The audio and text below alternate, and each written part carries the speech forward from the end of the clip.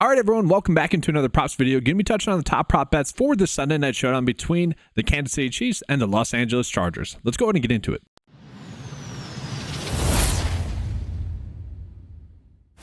And so let's go ahead and take a peek at the top prop bets that we are currently getting in this game. And we're going to start off here with the Kansas City Chiefs. So the biggest thing that we need to know in this game is what's going to happen with the running back split between Kareem Hunt and Isaiah Pacheco. And so my expectation is that Isaiah Pacheco will end up being the lead running back in tonight's game. We saw Kareem Hunt play 40% of the snaps last week and Isaiah Pacheco play 33% of the snaps. I could see that easily flipping, and that'll actually lead to some of the bets that I'm going to be on for today's game. So Isaiah Pacheco did have a very good day rushing the football. We saw him 7 rush attempts, 44 yards. And in previous games, guys, we saw him decently involved in the passing game as well. Let me look at Kareem Hunt. Kareem Hunt did get a decent amount of work still, I would say.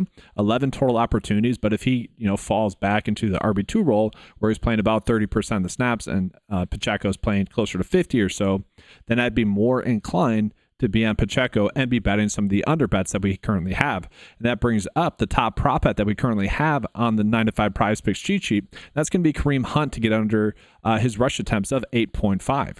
And I think that's going to be a solid bet that we can do. But if we are doing that bet, I like the idea of betting on some overs for Isaiah Pacheco as well. And so looking at the game, guys, I do expect it to be more of a grinded out type game for both teams, where both teams are trying to rush the football a bunch. Both teams are solid defenses.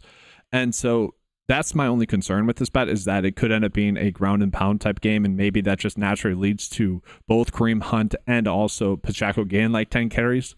The Chiefs do run a lot of 12 personnel as well, 2 tight ends on the field, 46% of the time, so that could happen as well. But for now, I do think betting less than rush attempts for Hunt makes sense. And then if we are doing that, I actually like the idea of getting to Isaiah Pacheco for over his receptions of 1.5. It's a goblin right now. PrizePicks had this set at 2 for a little bit, but either way, I'm kind of okay with it. If you guys don't like betting on that, what you could do is actually bet on his over receiving yards as well.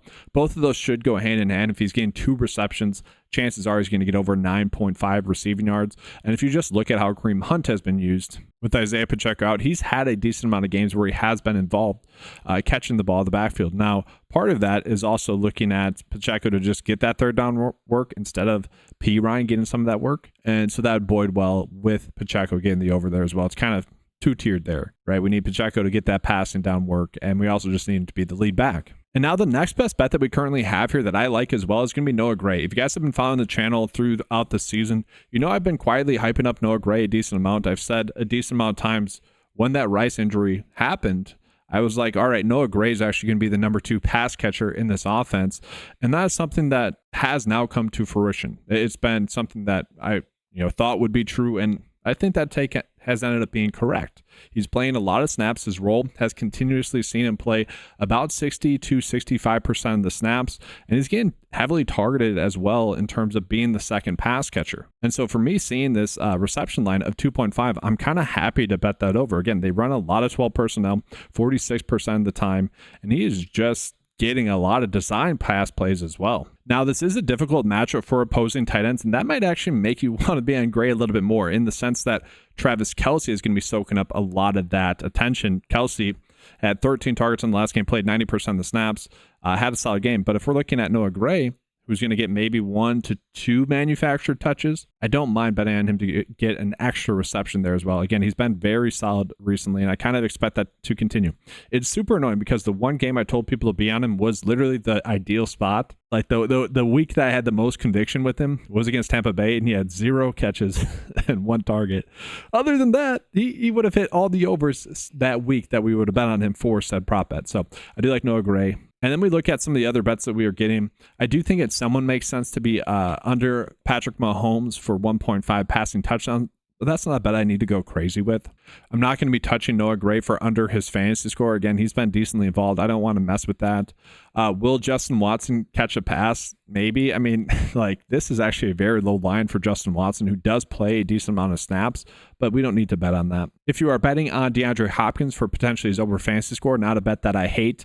He's been seeing a little bit of an increase in snaps, played 57% last week, had 9 targets, 4 receptions. If you want to bet on him, his over fantasy score on PrizePicks would be the way to go. because other than that, some of the lines just are seemingly correct from that point on for him. And then from there, like, Xavier Worthy has been getting more and more involved. He has been getting a few design catches as well. Like, I don't hate betting on him, but I feel like the lines that we're getting on him are correct. Same thing for Juju. And for Juju, it kind of just feels like a guessing game. So let's go ahead and jump on into the Chargers. All right, so one of the more interesting bets that I would say that we have on tonight's slate is looking at Gus Edwards with his rush attempts. It's at 10.5, and I get the reason as to why it's at this high of a line. I would consider this high, but he's someone that only played 53% of the snaps last week. So this is kind of a bet in which if you think the Chargers are going to keep this game close, or if you think the Chargers are going to be playing with the lead, then this would be a good over bet.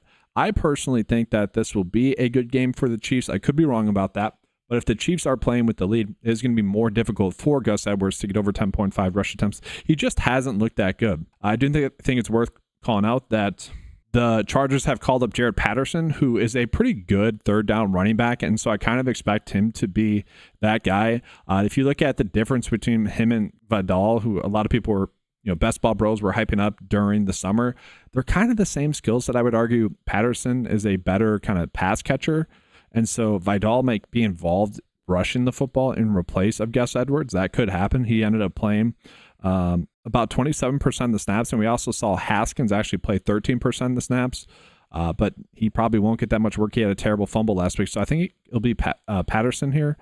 But for the most part, I kind of just want to avoid most of the Chargers' backs. Like, I just don't think we're getting that many good bets, and specifically over bets. I don't want to be targeting. So it's one with Gus Edwards, where his over rush attempts of 10.5 is popping up.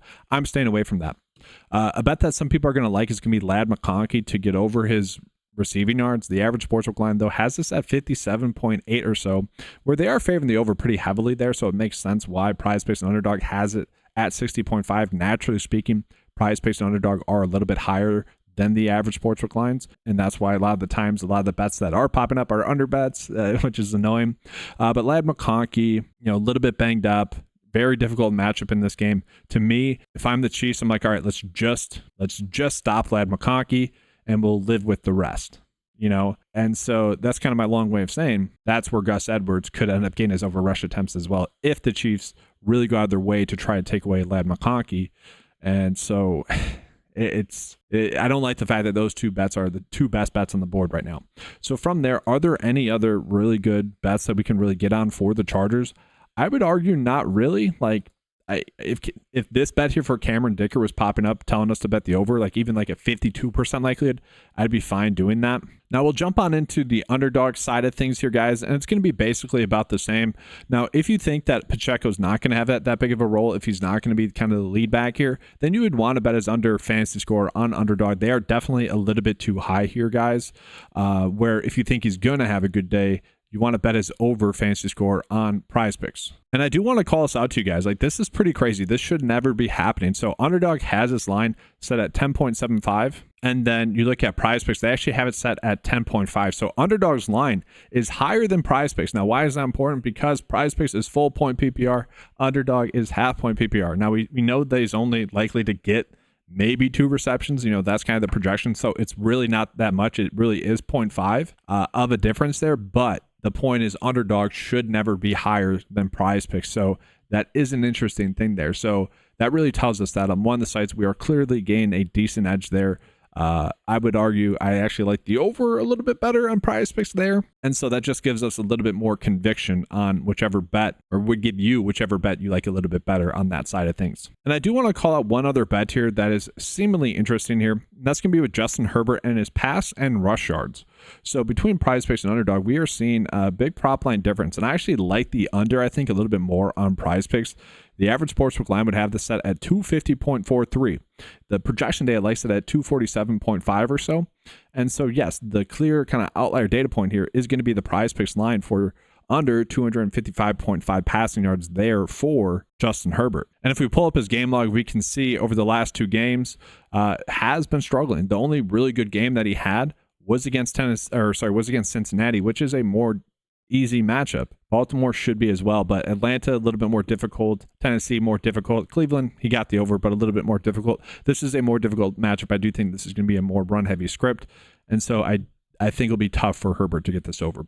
So with that, guys, we're about to get into the bets of the day here for PrizePicks and Underdog, but Just a reminder, if you guys want access to any of the tools that you saw in this video, head on over to 9to5sports.com. Get access to those tools for just $10 a month. When you use the promo code Keep Cashing, get the first month for just $8.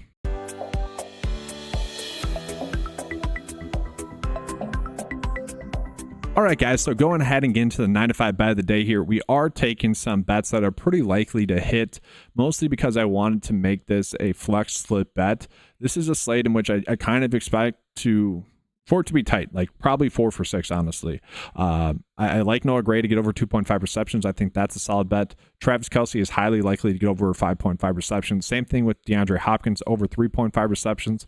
The issue that we have there would then be targeting 3 pass catchers to get their over receptions. Don't exactly love that, especially in a game that I do think will be higher scoring. So that's kind of the annoying thing here. On Thursday night, we had a very solid night, and that was because my thoughts for the game matched what Vegas thought and matched some of the edges that were kind of there. And so that's not exactly the case that we have today, I would say. It's kind of a more difficult matchup to be on good bets is basically it, because a lot of it's going to be based off a game script. And so some of these bets just don't exactly correlate with that. So I did mention that, though, if I'm betting Kareem Hunt for under his rush attempts of 8.5, like we are seeing here on Underdog, then on PrizePicks, I'm actually perfectly fine betting his over 1.5 receptions, which you guys will see I'm doing there.